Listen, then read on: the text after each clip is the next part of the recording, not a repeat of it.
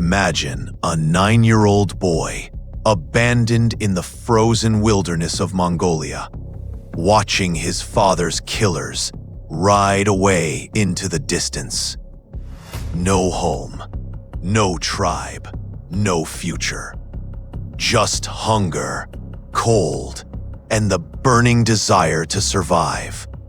That boy would grow up to become the most feared conqueror in human history. A man who would build an empire larger than Rome, larger than Alexander's, larger than anything the world had ever seen. His name was Temujin, but history would remember him as Genghis Khan, the man who conquered half the world. This is his story. The year is 1162. Somewhere on the windswept plains of Mongolia, a baby is born, clutching a blood clot in his tiny fist.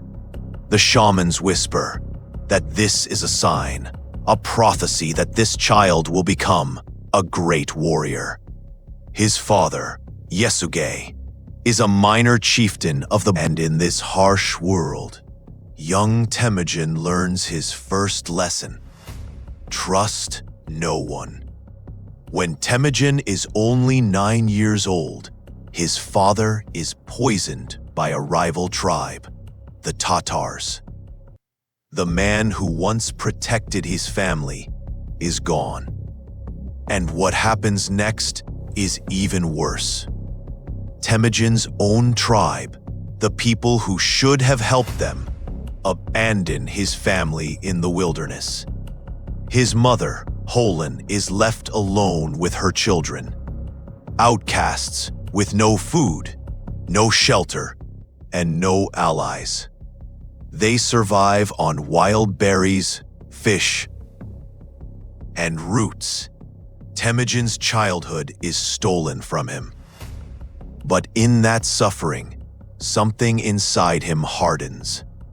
He learns to hunt, he learns to fight, and he learns that in this world, only the strong survive.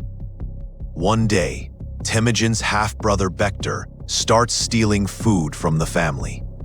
It's a small betrayal, he has learned, but in their desperate situation, lesson of all, mercy is weakness. As Temujin grows into a young man, he begins to gather followers. He's charismatic, intelligent, and ruthless. He forms an alliance with Togrul, a powerful Khan who was once his father's ally. He also reconnects with Jamuka, his childhood friend.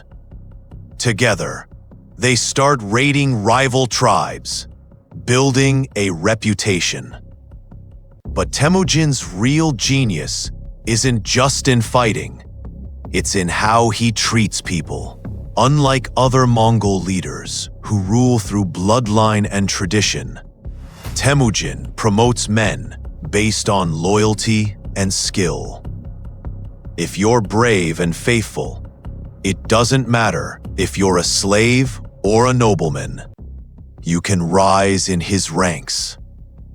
This idea is revolutionary. It makes him dangerous. Then disaster. For months, she's held captive. Temujin is devastated, but he doesn't collapse. He rallies his allies, launches a brutal rescue mission, and destroys the Merkits. Borte is returned, but the experience changes him. He realizes that to protect what he loves, he must become unstoppable. Over the next decade, Temujin fights battle after battle. He defeats the Tatars, the tribe that killed his father, and orders the execution of every Tatar man taller than a cart axle. It's a ruthless act, but it sends a message. Betrayal will be punished. Forgiveness is not an option. But his greatest challenge comes from an unexpected place. His best friend, Jamuka, turns against him. The two men, once blood brothers, now lead rival factions. Their final battle is brutal and personal. Jamuka loses. Temujin grants his wish, executing him without spilling his blood, a sign of respect among the Mongols. It's a heartbreaking moment, but Temujin moves forward. He always moves forward. In 1206, something unprecedented happens. The Mongol tribes, who have fought each other for centuries, gather at the Anan River. They declare Temujin as their supreme leader, their great Khan. From this moment on, he is no longer Temujin. He is Genghis Khan, which means universal ruler. He's 44 years old, and his conquest of the world is just beginning. Genghis Khan doesn't just want to rule Mongolia. He wants to build an empire but bravery is rewarded with wealth and honor. His warriors are not just fighters, they're a machine. And that machine is about to tear through the world. First, he turns his attention to China. The Jin dynasty rules northern China, one of the most advanced civilizations on Earth. They have massive cities, towering walls, and millions of soldiers. They see the Mongols as barbarians, not a threat. They're wrong. Genghis Khan's armies move like lightning. They use psychological warfare, spreading terror ahead of their approach. They offer cities a choice: surrender and live, or resist and die. Many resist, and they pay the price. The Mongols are merciless.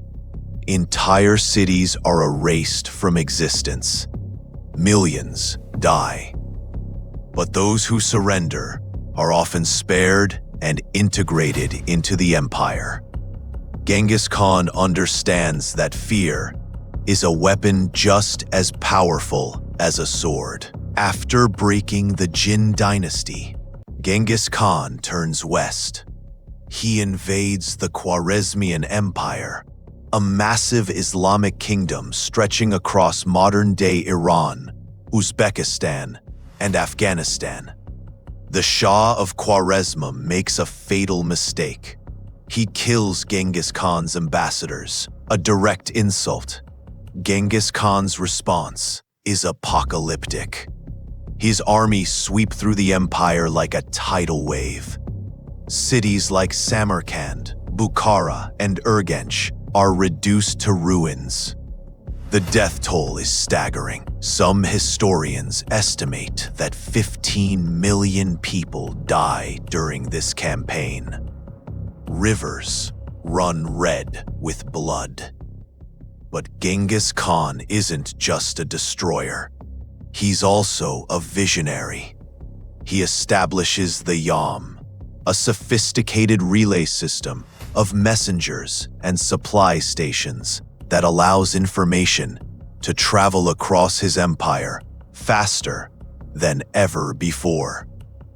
He promotes religious tolerance, allowing Christians, Muslims, Buddhists, and others to practice freely. He abolishes torture of prisoners and creates a legal code called the Yassa.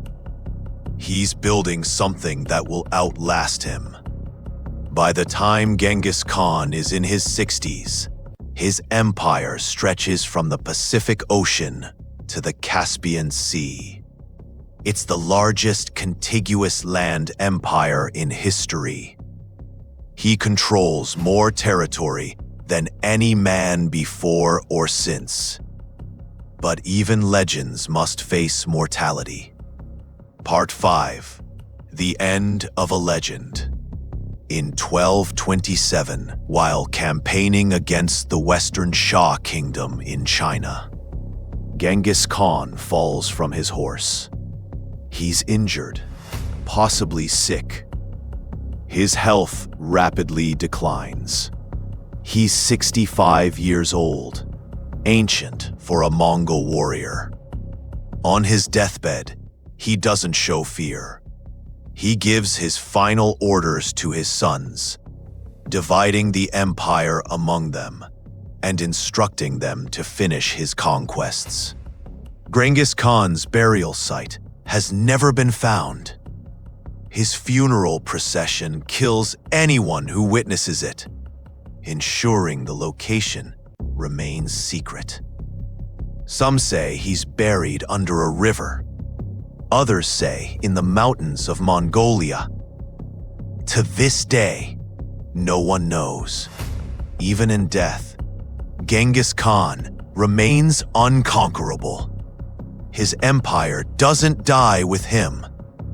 His sons and grandsons continue his legacy.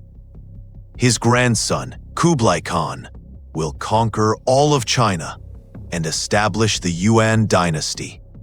At its peak, the Mongol Empire will rule over 100 million people, nearly a quarter of the world's population. Genghis Khan's DNA spread so far that today, roughly 16 million people, about 0.5% of the world's population, are his direct descendants. His bloodline literally changed humanity. So who was Genghis Khan? Was he a monster who slaughtered millions? Or a visionary who connected East and West, creating trade routes, spreading ideas, and building the foundations of the modern world? The truth is, he was both.